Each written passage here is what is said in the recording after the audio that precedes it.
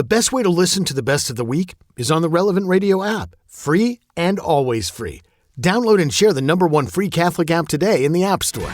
All right. Welcome to the show. I am so happy to be with you. I'm happy you're with me. And a couple weeks ago, I had a caller. She talked about NaPro technology as a church-approved approach to helping couples who are struggling with infertility. And I made the statement that I had never heard of NaPro technology before.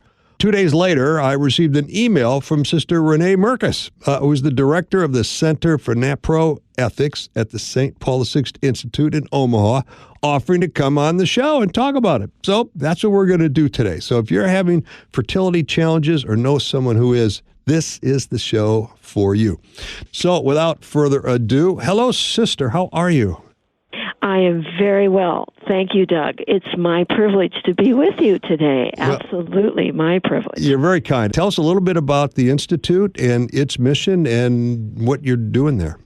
The Institute offers a women's health science that is totally woman-friendly, family-friendly, spousal-friendly, and it is an option. It's an alternative to what normal mainstream OBGYN medicine does, which depends heavily on contraception, on sterilization, on abortion, and on IVF. Sure. So we have alternate options. We do away with all of those women-destroying types of interventions, and we replace them with something that really serves the health of women. You referenced the fact that NaPro technology views infertility, and this is, I think, a really important point, infertility as a symptom of an underlying medical condition. So could you expand on that a little bit and kind of compare and contrast what NaPro's approach is and how it differs from IVF? The NaPro infertility approach is disease-based. Now, Doug, that means NaPro views the infertility or the subfertility as a symptom. A symptom of what? A symptom of underlying organic, hormonal, or ovulatory dysfunctions. And because NaPro treats these underlying diseases and conditions through its comprehensive evaluations, diagnoses, and effective treatments, NaPro, both nationally and internationally, has been extremely successful in helping infertile couples to conceive, gestate, and give birth to a healthy newborn. Now, you asked me, how does that contrast with IVF? Well, the IVF approach is precisely the opposite. It leaves the underlying root of the woman's infertility untreated, or at best rarely treated, or many times, if treated, unsuccessfully treated. Hence, after a round of IVF, the woman is still infertile. Yeah, sure. The root of her infertility, Doug, has not been addressed at all, or only unsuccessfully addressed. So IVF leapfrogs over the cause or causes of infertility, requiring the woman who wants a second try at IVF, because let's say the first one didn't work, to subsequently return to IVF for a second cycle or a third cycle, which you can imagine boosts the whole cost of this thing. It's very sad, actually. So how does NaPro actually work? How do you go about identifying these underlying causes? That's the real problem with with what's going on that's rendering the couple infertile. How do we identify the underlying causes? Through our diagnostic procedures that then lead us to a solution, either medical treatment or surgical treatment. Okay. And so what do the diagnostic procedures look like? What would be an example of that? Diagnostic laparoscopy. Let's say a woman, we're suspecting endometriosis. So we go in with that diagnostic procedure, which is minimally invasive, and that will show us whether, in fact, there is endometriosis in the woman's pelvis that we have to deal with and rid her of in order probably for her to conceive. I would think that the doctor would want to run a bunch of tests to determine the causes of the infertility before they go right to the IVF, but it doesn't sound like that's a standard protocol. Well, not when you go to IVF, it isn't. Okay. I mean, they might say something like, well, you know what? We suspect endometriosis, but, that's darndest disease to try to cure. And I mean, it's just going to come back. We can do surgery, but it'll come back. The endometriosis will be there. So they, rather flippantly, I think, just leapfrog over, as I said, looking for that underlying disease. Yeah.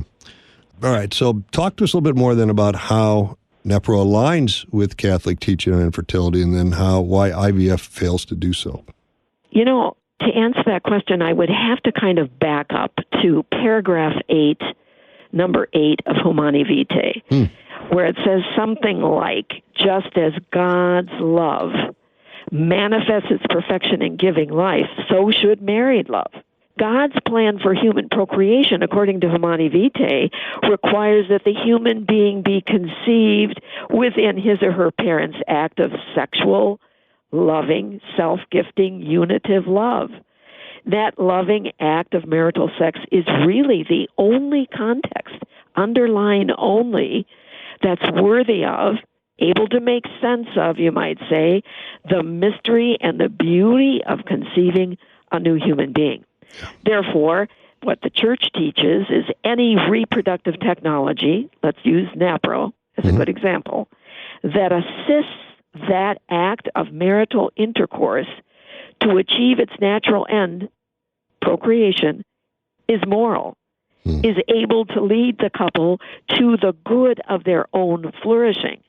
On the contrary, the Catholic Church says, specifically in Donum Vitae, the gift of life, any reproductive technology like IVF that replaces that act of intercourse with a laboratory technique that, when you think about it, the IVF technique in a Petri dish simulates the mere procreative structure of the marital act. It doesn't have anything to do with conceiving a baby within the marital act of love. Correct. It just simulates the fertilization part.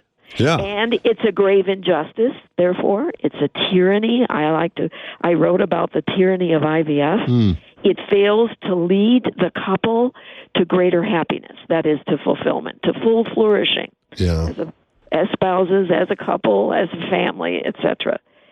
IVF doesn't only fail to respect the couple's dignity and rights, it fails to respect the dignity of the baby being conceived, right?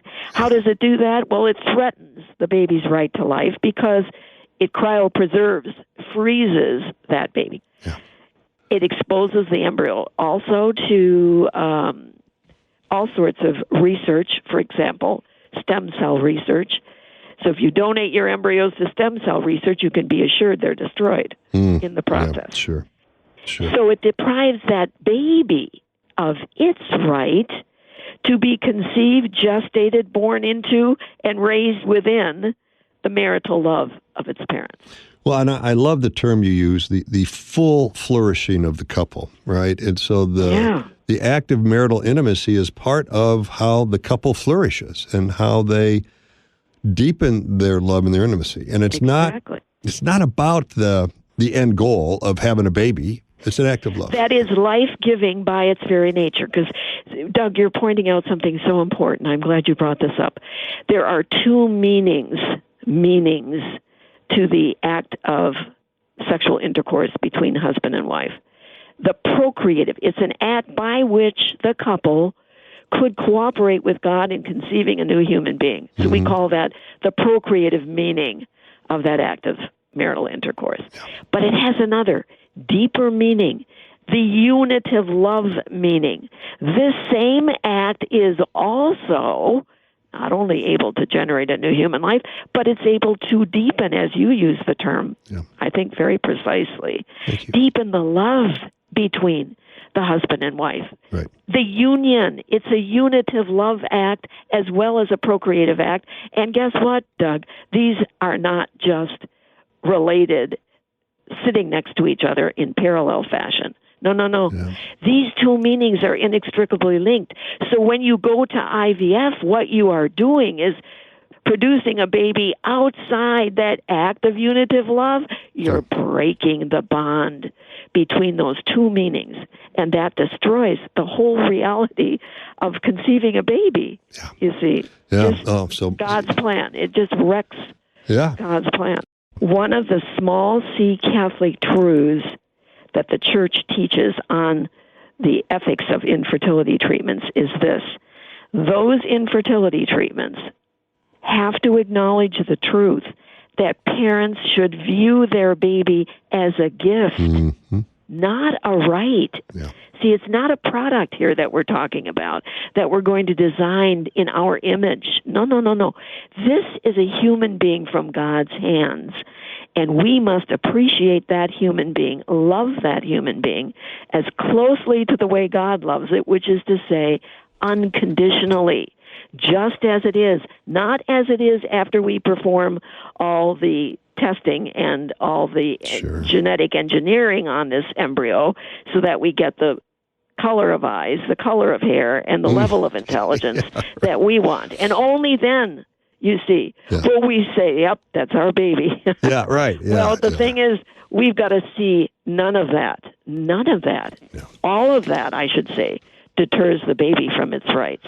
I want to go back to the question you asked about what are the procedures that we do that help us identify the problems, the underlying problems and conditions.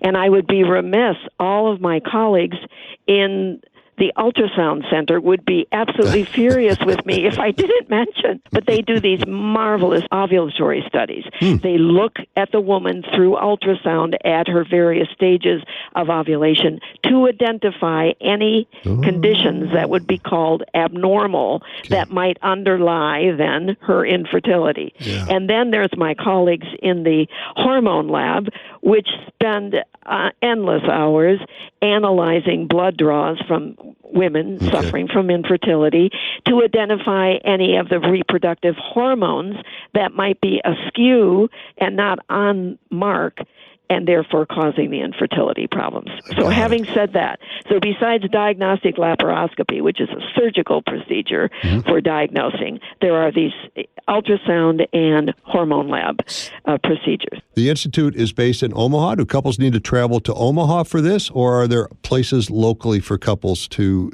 go through the We have process? trained probably, close to 500, 600 doctors, or medical consultants, we call them. There we go. They're able to do medical treatments. We have trained probably maybe up to 20 NaPro surgeons who would be trained in the surgical procedures. They're scattered throughout the United States, so I couldn't guarantee there's one in anybody's hometown. Yeah. You'd have to look into it. But we're the mother house of this organization. And we offer the full panoply of diagnostic measures. Got it. So while they can be helped by local medical consultants and probably NaPro surgeons, they might ultimately have to go for a full diagnostic workup to the Institute. It just depends. It depends. Good. All right, so let's talk about costs. Yes, costs. Now, here's the deal about covering infertility procedures. Private insurance does not, on the whole, cover infertility procedures, whether they're for IVF or for NaPro. Doesn't make any difference. It doesn't cover infertility, these insurance policies. Now, the Institute Clinic is reimbursed for many of its procedures and surgeries because we code those treatments or surgeries for, let's say, endometriosis, PCOS, or whatever the underlying causes of the infertility is, as a disease, and we are taking care of that disease either medically or surgically. Okay. Generally speaking, I'd like to just quote Dr. Teresa Hilgers, who's the chief clinician at our Institute Clinic, and she puts it this way, quote, "Our cost to the infertile patient is lower, generally speaking, than IVF treatment." Well, she loves to point out these wonderful examples. Do you know that infertile NaPro patients that have become pregnant have done so just by learning how to chart, learning how to identify their fertile period of their cycle, and engage in intercourse that aimed at the peak times of those infertility. Now, the cost for those learning how to chart things is like $500 to $600 for 8 classes. That's nothing, right? In comparison to the 15,000 or 25,000 of IVF. Sure. Now, for infertile patients that need further diagnostic and medical and surgical interventions, of course, the additional cost is going to raise from that 500, 600 level that they just learned how to chart their cycle. Right. And that varies. The cost, the additional cost to learning how to chart varies according to the particular surgery or the diagnostic test that's needed. Okay. Now, unlike IVF, there tends to be where I think you usually see it posted 10,000 to 25,000 underlying bottom line cost, right? And opposed to that, our infertile patients receive and are charged according to their patient-specific testing, diagnoses, and surgical procedures. So very different from the IVF system. Anybody out there that's struggling with infertility should email me at ethics@popepaulvi.com. And that's ETHICS at Pope Paul, V as in Victor, I as in Isabel.com. And then we can set up a phone appointment through that email to discuss any preliminary questions or concerns that the couple have. And then I can connect you to the St. Paul VI Institute Clinic, which is in the same building as I am, to set up a clinical consult.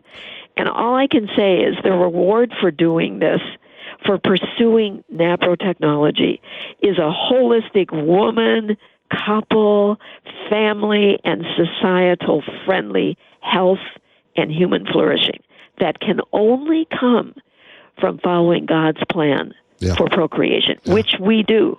We follow that plan. Send them our way. Absolutely. All right. God bless you, sister. Thanks so much for being on the show. This entire episode of Marriage Unhindered is on the updated Relevant Radio app. The Relevant Radio app is completely free and updated daily with fresh articles, podcasts, and prayers.